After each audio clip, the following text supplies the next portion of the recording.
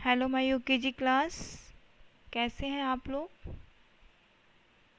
I hope आप लोग अच्छे होंगे और अपना ख्याल रखते होंगे, मम्मी पापा का कहना मानते होंगे और पढ़ाई पे ज़्यादा ध्यान देते होंगे। हाँ, सही है ना। चलिए, आप लोग घर पे रहिए, अच्छे से रहिए, सुरक्षित रहिए और मम्मी पापा का कहना मानिए और पढ़ाई पर भी ज़्यादा ध्यान दीजिए। ठीक है, तो आज हम लोग पढ़ेंगे, कुछ नया पढ़ेंगे। ठीक है, अभी तक तो हम लोग 2 अक्षर वाले 3 अक्षर वाले शब्दों को पढ़ रहे थे, वाक्यों को भी पढ़ा है, हम लोगों ने वाक्य बनाना सीखा है। तो आज हम लोग स्वर और उनकी मात्राएं पढ़ेंगे। ठीक है ना आपके लिए कुछ नया। हाँ, तो हम मात्रा के बारे में पढ़ेंगे। स्वर तो आपको पता है कि अ आ इ ई, ये सारे स्वर है, अ से अह तक स्वर होते हैं। तो इनकी मात्राएं भी होती हैं, आपको नहीं पता होगा, लेकिन हम बता दें आपको कि जितने भी स्वर हैं उनकी एक मात्रा, उनकी एक चिन्ह होते हैं। ठीक है, जिनका प्रयोग हम व्यंजन वर्णों के साथ करते हैं। तो उसमें से सबसे पहला जो मात्रा होता है वो आ की मात्रा होती है, क्योंकि अ की कोई मात्रा नहीं होती है। ठीक है, तो आ की मात्रा कैसे लिखी जाती है ये हम सीखेंगे और इसका प्रयोग हम कैसे करते हैं इसके बारे में जानेंगे। तो यहाँ देखिए, आ की मात्रा, ये जो आ के आगे ब्रैकेट में आपको एक चिन्ह दिख रहा है, ठीक है, इसको हम बोलते हैं खड़ी पाई। क्या बोलते हैं? खड़ी पाई। और यही आ की मात्रा है। ठीक है, तो आ की मात्रा हम कैसे लिखते हैं आपको पता चल गया। चलिए आगे बढ़ते हैं।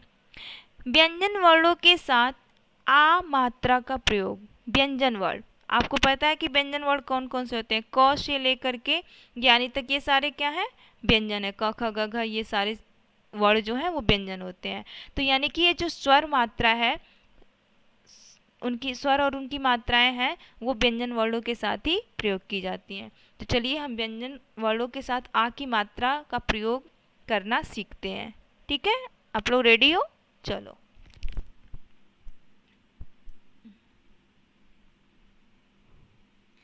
तो सबसे पहले आपको कौन सा अक्षर दिख रहा है? क। ठीक है, तो ये क है और क प्लस आ की मात्रा, ये खड़ी पाई जो दिख रही है आपको, ये क्या है? आ की मात्रा है। ठीक है बच्चों, तो क में आ की मात्रा जोड़ देंगे तो क्या हो जाएगा? का। ठीक है, इसका उच्चारण हम कैसे करेंगे? का। समझ में आया? यानी क अक्षर के आगे खड़ी पाई लगा देंगे तो हो जाएगा आ की मात्रा। ठीक है, समझने का प्रयास करो। अक्षर के आगे, अक्षर के आगे खड़ी पाई, ये होती है आ की मात्रा। यानी कोई भी अक्षर है उसके आगे खड़ी पाई लगा देंगे तो वो आ की मात्रा वाला अक्षर हो जाएगा। जैसे ये च है, च में आ की बात, च प्लस आ की मात्रा, या इसको हिंदी में कहते हैं धन। ये जो सिंबल है इसको कहते हैं धन हिंदी में। तो च धन आ की मात्रा बराबर चा। ऐसे ही ट धन आ की मात्रा क्या हो जाएगा? टा। ठीक है, उसके बाद इसी प्रकार त है, तो त धन आ की मात्रा बराबर ता। ठीक है, ता हो गया। ऐसे ही म है, तो म धन आ की मात्रा बराबर मा। यानी कि जो भी अक्षर है उसके आगे हम खड़ी पाई लगा देंगे तो वो आ की मात्रा वाला अक्षर हो जाएगा। समझ में आया आपको? चलिए, तो इसका हम उच्चारण कैसे करेंगे? क में आ की मात्रा लग गई, च में आ की मात्रा, इस तरह का जो ये मात्रा हम लगाए हैं तो इसका उच्चारण कैसे करेंगे?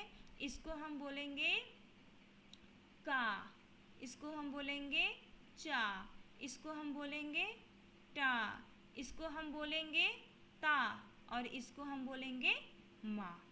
समझ में आया? ऐसे जितने भी व्यंजन वर्ण हैं उसके आगे हम खड़ी पाई लगा करके आ मात्रा वाला अक्षर बना देंगे हम। और उसका उच्चारण करेंगे आ, जिस मतलब कि जो भी उच्चारण कर रहे हैं उसमें आ की ध्वनि हमें निकलेगी। जैसे क बोल रहे हैं तो क में का बोल रहे हैं तो क्या हो रहा है का, यानी का बोलते समय क के साथ आ की ध्वनि भी निकल रही है, इसलिए वो आ की मात्रा जुड़ी है उसमें।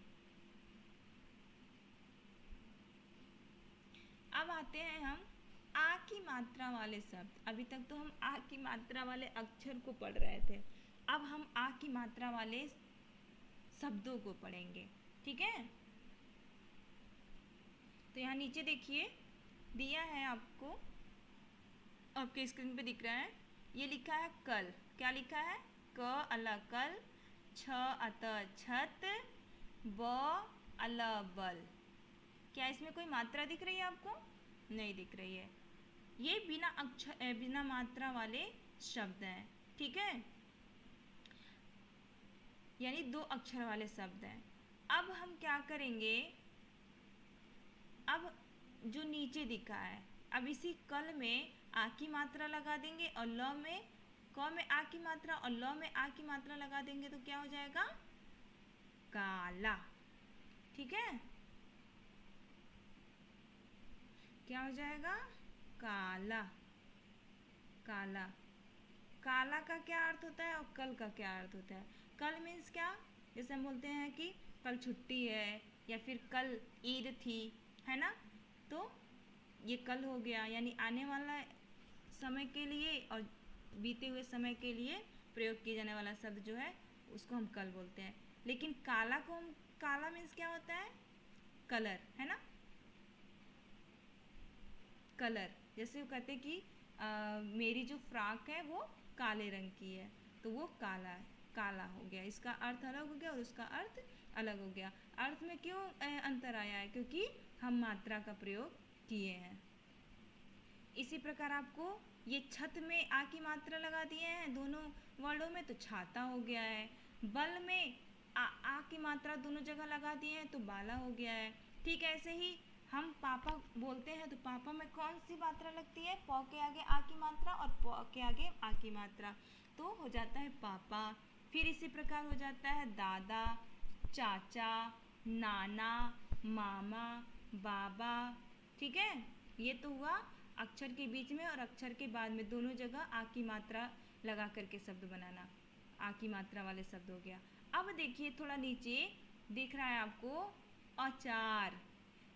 ये मात्रा कहाँ लगा है? न आगे मात्रा लगा है अ के पहले वर्ड में लगा है और न बाद वाले वर्ड के साथ लगा है, बल्कि बीच में लगा है। तो हमें अचार, जो अचार हम लोग खाते हैं ना, आम का अचार, इमली का अचार, तो वो वाला अचार, वही वाला शब्द है कि हम अचार लिखना हो तो हम कैसे लिखेंगे? तो अ चौ के आगे खड़ी पाई और र, यानी कि अ च पर आ की मात्रा चा और र, अचार हो गया। ऐसे ही टमाटर लिखना हो तो हम ऐसे लिखेंगे बाजार, गमला। यानी जो भी हम उच्चारण कर रहे हैं, जो भी शब्द हम बोल रहे हैं और जिस अक्षर के बाद आ की ध्वनि बोलते समय आ की ध्वनि निकलती है मुंह से, वहीं पे आ की मात्रा हम उसी वर्ड के आगे आ की मात्रा हम लगा देंगे, तो आ की मात्रा वाला वो शब्द बन जाएगा। समझ में आया? कुछ तो समझ में आया ही होगा।